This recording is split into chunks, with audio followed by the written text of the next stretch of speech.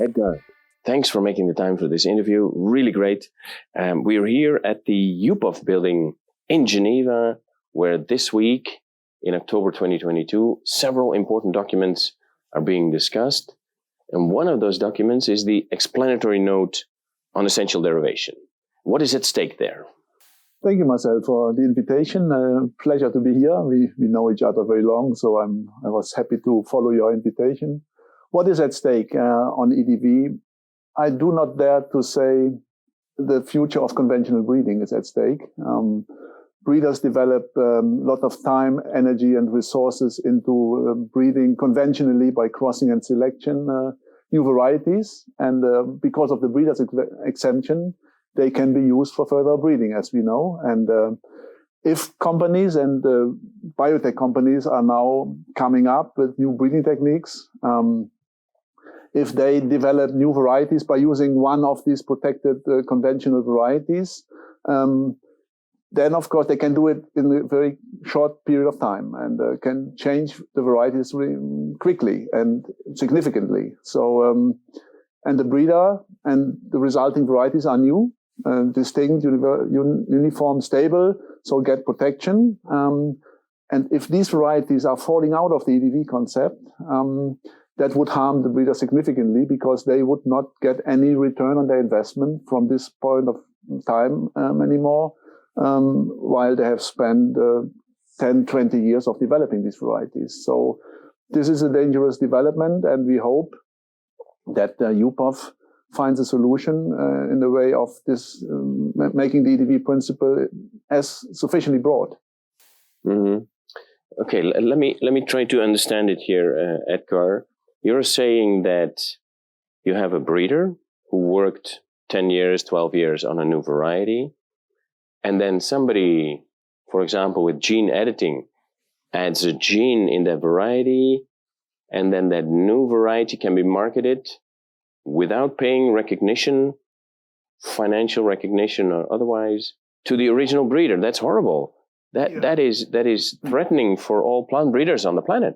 Exactly, this is the case, unless this variety is considered an EDV. The EDV concept was introduced into the 1991 Act 30 years ago, exactly for the purpose of protecting conventional breeders for these situations. At that time, it was the biotech companies who doing genetically modified organisms, and but also mutations. There was a famous Edgar Krieger case in the European Commission on roses, which showed that the original breeder had no control over mutations by contracts. So, and that was the original point. So the EDV concept is developed exactly to as a corrective of the breeder's exemption. It must be, of course, interpreted in a sufficiently broad way. What we see now is in 2019 here in UPOV there was a seminar on EDV, and it turned out that the current explanatory notes, and these are guidelines for the interpretation of the wording of the UPOV Convention, that the current explanatory notes developed in 2017 is way too narrow. It says that only varieties which retain all essential characteristics of the initial variety are considered EDV. But you spoke about resistance before. So if the initial variety is susceptible for disease and the new variety is resistant, it would not retain all essential characteristics of the variety anymore. It would fall out of this concept of the EDV. Yeah. So that is too narrow, because then the original breeder would lose. That is a threat. Exactly, and the two varieties would be 99% the same, apart from the gene that was added. Yeah, let's say even 1 or 10 or 100 genes, and it's not about plagiarism. You know, some people say EDV is to fight plagiaristic varieties, which are very similar, so-called copy breeding. But this is not correct. Nobody would spend for GMO millions of dollars in order to develop a plagiaristic variety. That is the wrong approach. So the EDV concept must be sufficiently broad. It must cover these monoparental varieties, and that was also one of the outcomes of the seminar in 2019. And in the following 3 years, there was a working group on EDV here in UPOV, including the breeders' associations. And we had formed a task force with all relevant breeders' associations in the world, and supported this working group and contributed significantly to it, with the result of a new draft of an explanatory notes, so-called draft 3. Mm-hmm. And that said, that broadened the interpretation of the EDV principle significantly, saying that all monoparental varieties, like mutants, all kind of mutants, but GMO also, are typically EDV. And varieties resulting from repeated backcrossing. Also, this happens more in the agricultural seed area, while mutations happen more in ornamental and fruits. This was developed in this working group, and it was adopted by the working group or approved by the working group. Then it went into the CAJ in UPOV, was adopted there, and then it stopped. In the consultative committee, suddenly it was stopped abruptly by 1-2 members who didn't agree to this. And now, just today, there is another consultative committee meeting, and the members discuss and decide about this draft 3. And we heard it up front that it will not be adopted. And this is damaging breeders significantly, and it will also damage UPOV and its members. The reputation of UPOV is at stake also. Mm-hmm. Yeah, absolutely. This is a terrible development. We can only hope that the PVP offices and the national legislators really see the true value of this proposed revision.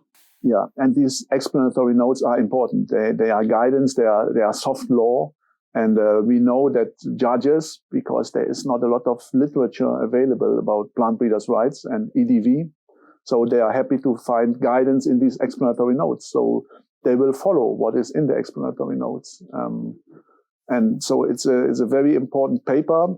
And we have to see what happens. I made it clear yesterday in the CAJ that the future of the conventional breeding is at stake. And this is a threat. Edgar, another set of documents that is currently under revision are the explanatory notes on propagating material, harvested material, and provisional protection. All 3 are being revised. Can you tell me what is the cause of this revision, and why is it so important for breeders to provide input into that revision process? Oh, yeah. You mentioned another set of very important papers. Propagating material is the key term in the UPOV concept, in the UPOV system. Propagating material and harvest material is another key term. Both do not have a definition in UPOV. So the explanatory notes on propagating material and harvest material are very important for the understanding of what is protected. It is just about the scope of protection, what we are talking about. So it's crucial for breeders who give input.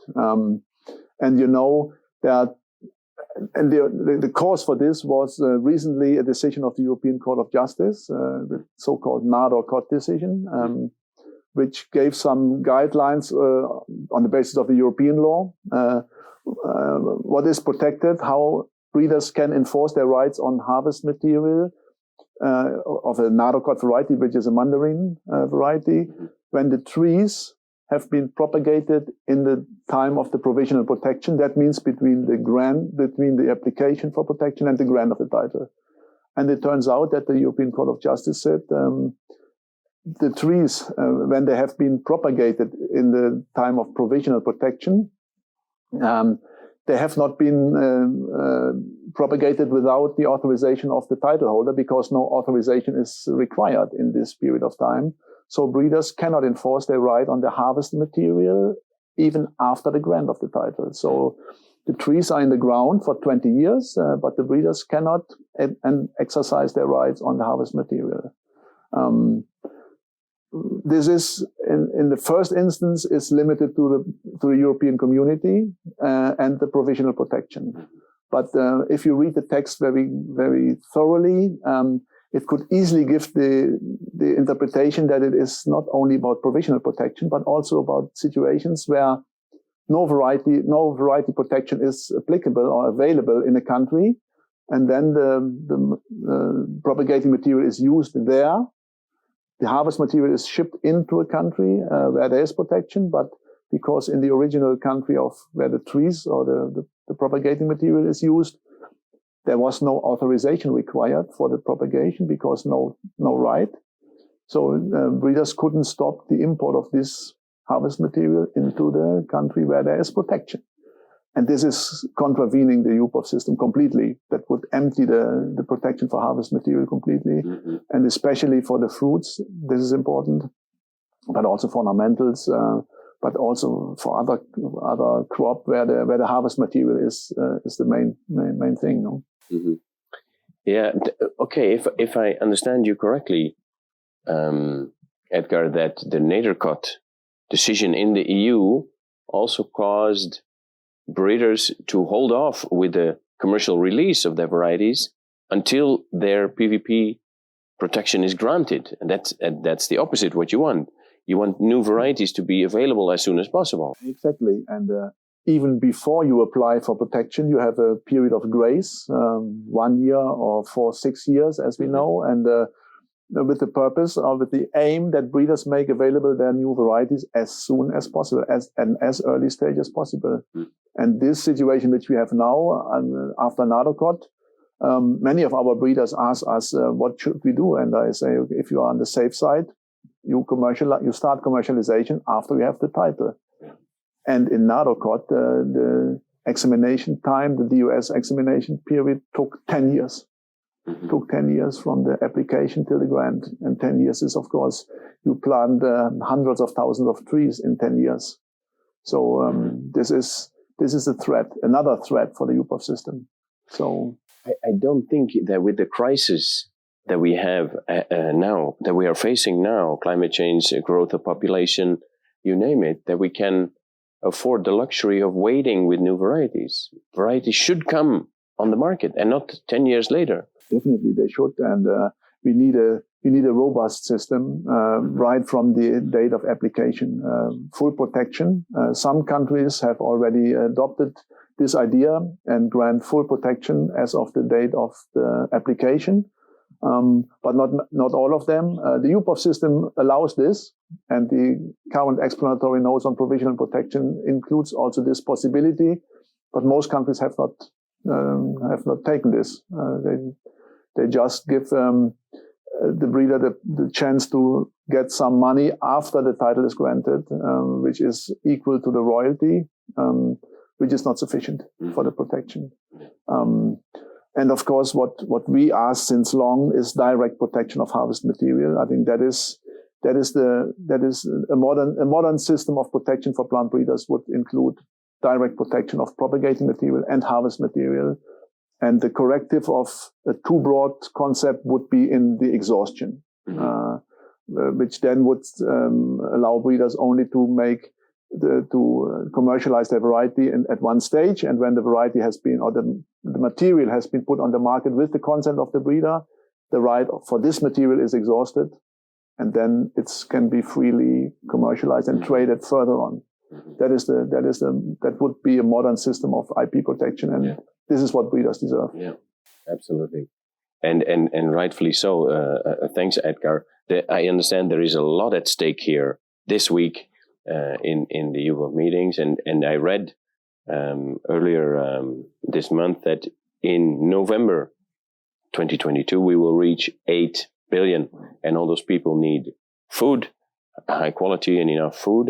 And so there is a tremendous amount at stake here, and we desperately need plant breeders. Yeah. So we can only hope that legislators, in taking decisions, they take decisions in favor of plant breeding and plant breeders. Yeah. Yesterday afternoon, we had a wrap-up session of this seminar on how plant breeders and plant breeding can work to mitigate the results from climate change. And the point was made, is UPOV fit for purpose for the future 20, 30 years? And I made the comment that we might think about a next version of the UPOV 1991 Act, which is now 30 years old. And maybe we should start thinking about UPOV 2030 or UPOV 2040 in order to make this system, to keep the system fit for the purpose which it is, to protect new plant varieties effectively.